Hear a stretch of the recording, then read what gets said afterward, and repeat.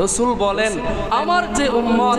আমি নবীর কাছে এসে সালাম দিবে আসসালাতু ওয়াসসালামু আলাইকা ইয়া রাসূলুল্লাহ বলে আমার কাছে সালাম পেশ করবে,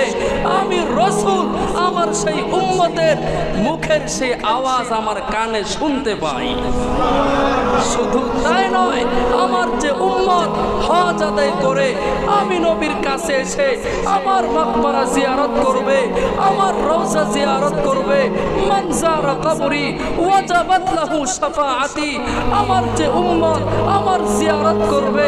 আমার রওজার জিয়ারত করবে, আমার যে উম্মত ওয়াজাবাত লাহু শাফাআতি, ওয়াজাবাত লাহু শাফাআতি, আমার উপরে তার ব্যাপারে সুপারিশ করা ওয়াজিব হয়ে যায়।